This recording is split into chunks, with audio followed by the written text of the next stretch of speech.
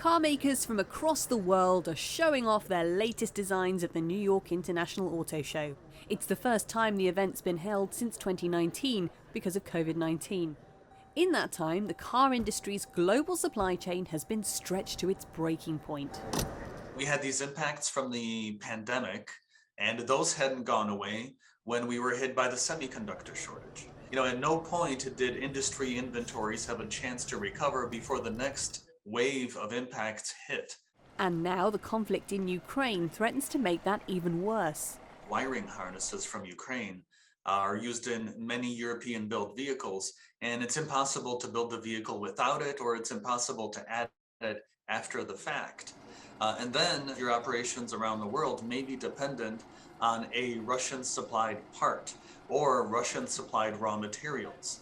And with the sanctions that we have now in place, we don't expect the access to those goods to be improved anytime soon. Such is the concern that predicted vehicle production numbers are being revised down.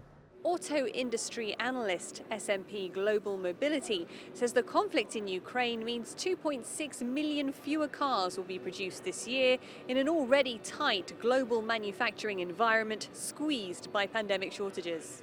Ford has begun shipping cars without the microchips that control some non-essential features because of the semiconductor shortage.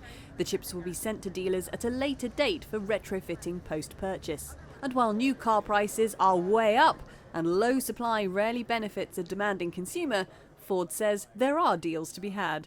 I think our dealers are being particularly nimble to try to offer the best packages that they can to consumers as they come to their lots.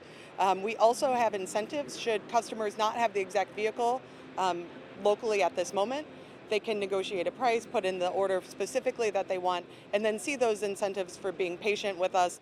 The auto industry is trying to adapt to market conditions, but the unpredictability of the crisis in Ukraine and Russia and its impact on supply chain shortages mean there's still a bumpy road ahead. Walton, CGTN, New York.